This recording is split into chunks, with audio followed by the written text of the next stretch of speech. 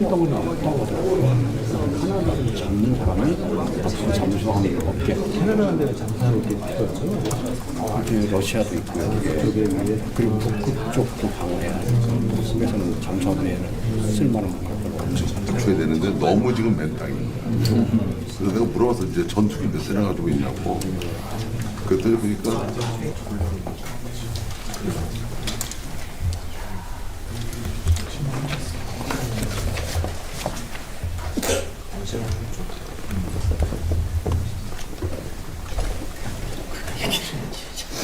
대통령님께서 입장하고 계십니다. 좀 늦었습니다.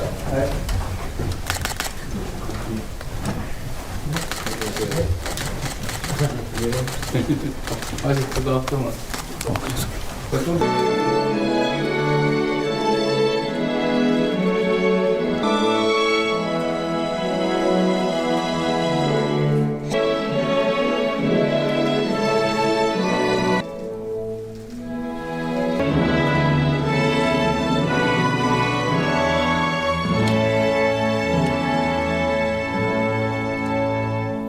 바로 대통령님과 내빈께서는 자리에 착석해 주시기 바랍니다.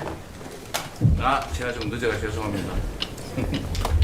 그럼 지금부터 한미 관세협상 후속 민간 합동회의를 시작하겠습니다. 대통령님의 모두 말씀부터 시작하겠습니다.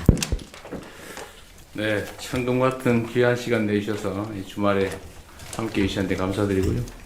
더군다나 제가 한 2, 3분 늦은 것 같아서 각별히 죄송하다는 말씀드립니다. 이번 한미 통상안보 협상 과정에서 많은 분들이 애쓰셨지만 가장 애를 많이 쓰신 것은 역시 여기 계신 분들을 포함한 기업인들이십니다. 누가 그런 얘기를 하더라고요.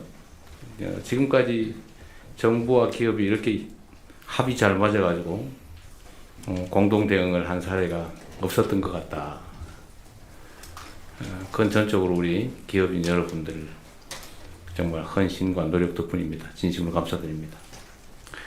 이게 잘 아시겠지만 우리가 뭔가를 새롭게 획득하기 위한 그야말로 능동적이고 적극적인 협상이었으면 어떤 결과가 나더라도 즐거운 일이었을 텐데 이 안타깝게도 국제질서 변경에 따라서 불가피하게 우리가 수동적으로 응할 수밖에 없는 상황의 협상이어서 어쨌든 좋은 상황을 만들기보다는 나쁜 상황을 만들지 않는 게 최선이었기 때문에 매우 어려운 과정이었다는 건 여러분도 잘 아실 것 같습니다. 그럼에도 불구하고 어쨌든 남들이 예상하지 못한 성과라면 성과, 방어를 아주 잘 해낸 것 같습니다. 이제 앞으로가 더 중요하겠죠. 제가 자주 말씀드린 것처럼 국민들이 먹고 사는 문제만큼 중요한 게 없고 이 경제 문제를 해결하는데 천병은 기업이죠. 기업들이 자유롭게 창의적으로 힘있게 전 세계를 상대로 활동할 수 있도록 만드는 게 정부의 중요 역할이기 때문에 그 점에 대해서는 최소한 이 정부에서는 부족함이 없도록 최선을 다할 생각입니다. 일부 걱정되는 측면들이 있죠. 혹시 대미 투자가 너무 강화되면서 국내 투자가 줄어들지 않을까? 그런 걱정들을 하는데 그 걱정들은 없도록 여러분들이 잘 조치해 주실 걸로 믿습니다. 이 경제라고 하는 게 사실 주관적 의도보다는 객관적 상황에 따르지 않을 수 없는 측면이 더 강한데 경제적인 상황에 따라서 의사결정을 하겠지만 비슷한 조건이라면 가급적이면 국내 투자에 지금보다는 좀 더 마음 써주시고 특히 그 중에서도 대한민국 균형 발전 문제가 심각하기 때문에 저기 지방의 산업 활성화를 위해서 좀 더 많은 관심 가져주도록 다시 한번 부탁드립니다. 그리고 어쩌면 이것도 하나의 기회일 수 있는데 저는 언제나 그렇게 생각하죠. 뭔가 변화가 생길 때 보통은 위기라고 생각하지만 그건 기회 요인으로 만들 수가 있죠. 우리 노력하기에 따라서. 그래서 사실 관세가 올라갔다고는 하지만 전 세계가 똑같이 당하는 일이어서 객관적 조건은 별로 변한 게 없을 것 같아요. 학력고사 어려워졌다고 뭐 등수가 바뀌는 건 아니다.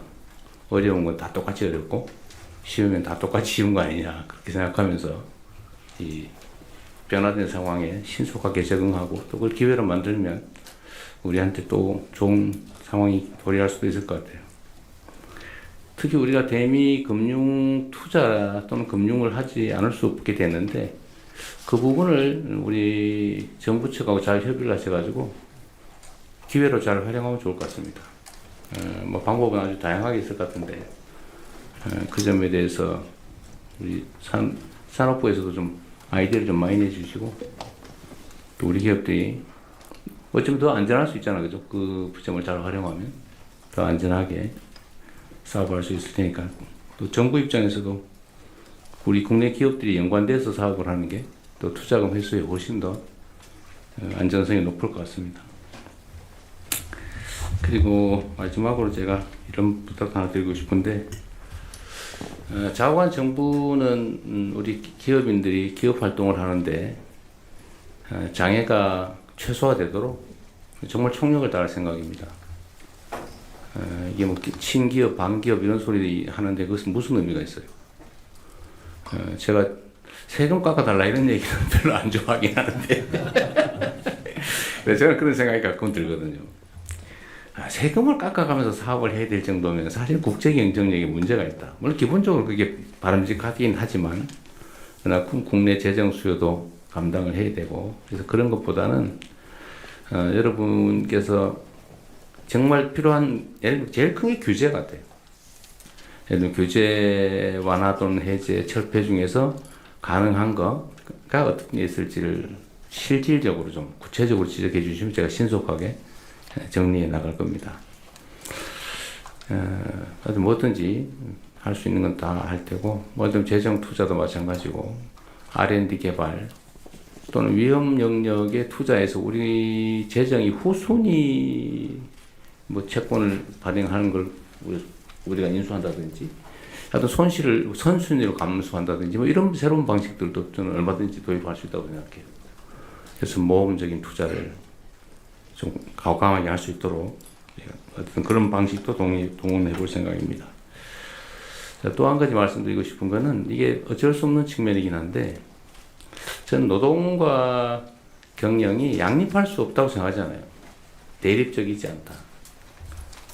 근본적으로 노동 없이 기업하기도 어렵고 기업 없이 일자리 노동이 존립할 수도 없는데 상호 보완적이고 상생적인 요소가 언제부터인가 너무 적대화되고 있는 것 같아요.